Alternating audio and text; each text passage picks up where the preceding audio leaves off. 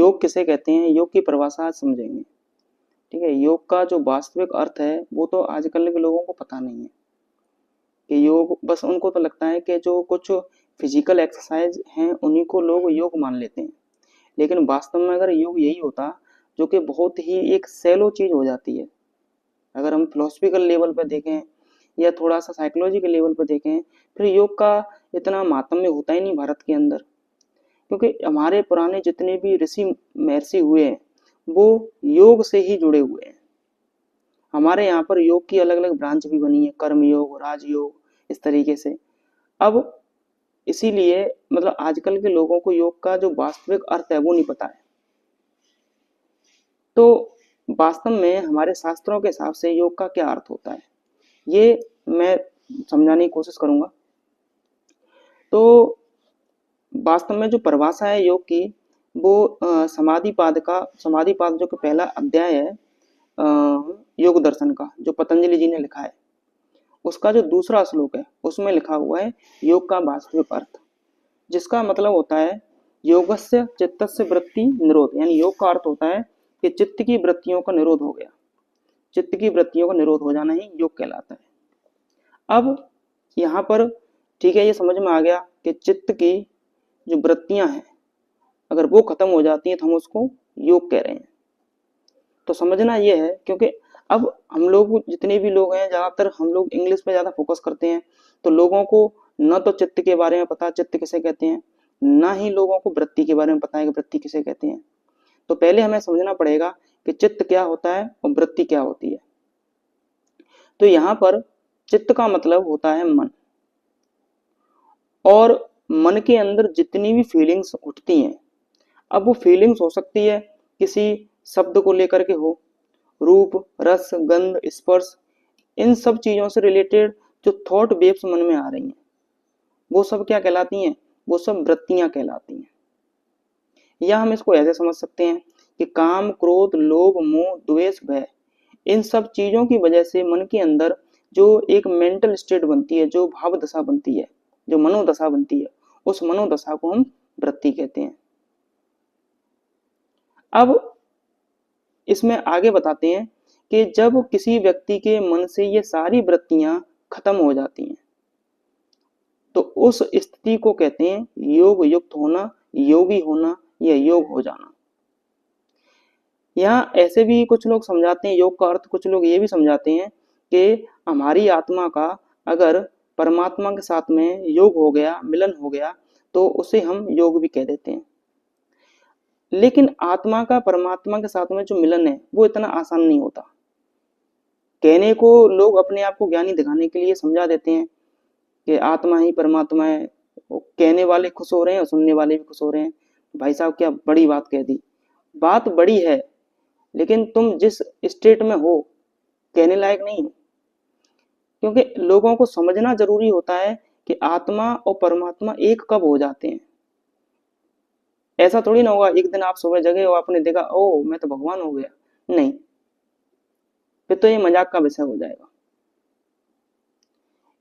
तो यहाँ पर जो योग दर्शन है वो ये बता रहा है कि जब व्यक्ति के मन से, चित्त से सभी वृत्तियों का विलोप हो जाता है, सभी वृत्तियां खत्म हो जाती हैं, तब क्या बचता है, तब केवल उसका योग हो जाता है ईश्वर के साथ में।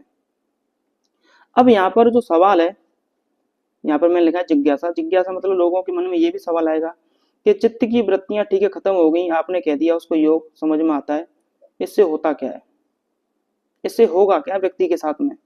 तो आगे इसी योग दर्शन के समाधिपाद का जो तीसरा श्लोक है उसमें लिखा हुआ है तदा दृष्टु स्वरूप अवस्थानम, मतलब तब उस स्थिति में जो व्यक्ति है जिसने अपनी चित्त की वृत्तियों को निरोध कर लिया है, तब वो जो है अपनी आत्मा के स्वरूप में स्थित हो जाएगा, यानी वो आत्मनिष्ठ हो जाएगा। सीधी बात हम ऐसे कह सकते हैं, व्यक्ति जो है आत्मनिष्ठ हो गया। इसी श्लोक को मैं दिखाता हूं और समझ में आएगा। ये लिखा हुआ है समाधिपाद का तीसरा श्लोक, तदा दृष्टु स्वरूपे अवस्थानम, मतलब तब का मतलब है जब चित्त की वृत्ति को निरोध हो गया। दृष्टा मतलब आत्मा अपने स्वरूप में ठहर जाता है, रुक जाता है या स्थिर हो जाता है। अब इस स्थिति का फायदा क्या है, कोई व्यक्ति ऐसा करना क्यों चाहेगा?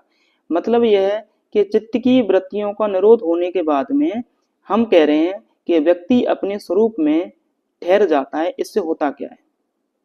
तो अगर हम इस चीज को समझें, जब कोई भी पर्सन अगर अपने स्वरूप में स्थित हो जाता है, वो जो स्टेट होती है वही होती है आत्मा का परमात्मा हो जाना। ऐसे भी कह सकते हैं, जैसा कि ओशो ने भी बताया है, कि मैं जो कह रहा हूं उन चीजों को मत सुनो, मेरे शब्दों के बीच में जो गैप है उस गैप में ठहरने की कोशिश करो। मतलब वो ये कहना चाह रहे हैं कि बी ऑब्जर्वर।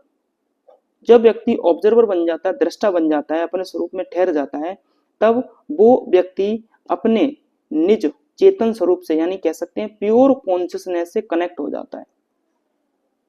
और जब व्यक्ति अपनी प्योर कॉन्शियसनेस से डायरेक्टली कनेक्टेड हो जाता है, बीच में कोई भी बाधा नहीं है, क्योंकि ये जितनी भी वृत्तियां हैं ये बाधा कहलाती हैं, ये व्यक्ति को वो करने से रोकती हैं जो वो करना चाह रहा है।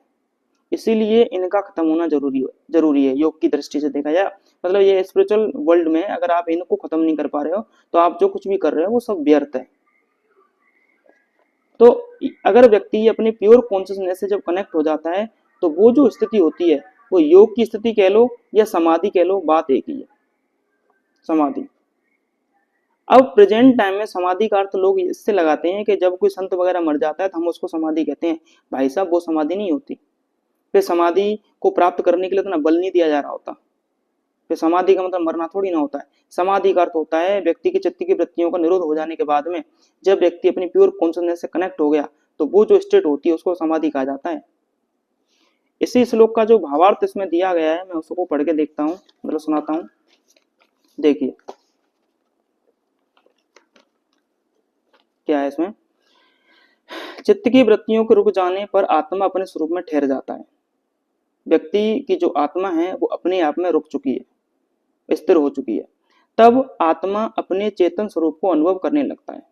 तब आत्मा फील करता है अपनी रियल कॉन्शियसनेस को कि हु द हेल एम आई, मैं हूं क्या।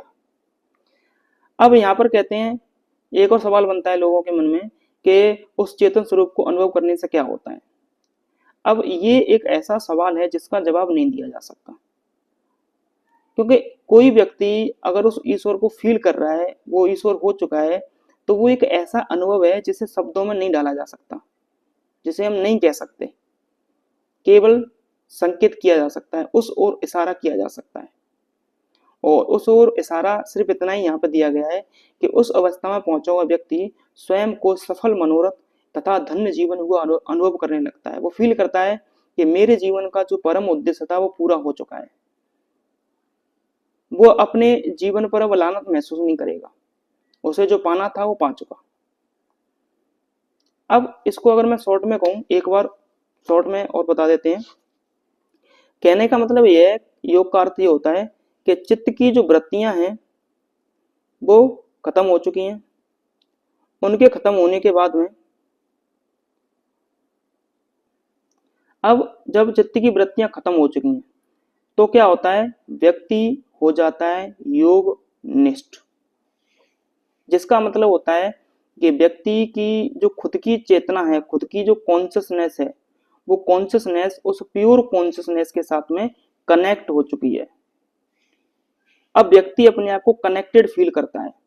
वो जो कनेक्टेड फील होना है या कनेक्टेड रहना है, उसी को हम कहते हैं समाधि, जो कि जीवन की परम दशा मानी जाती है।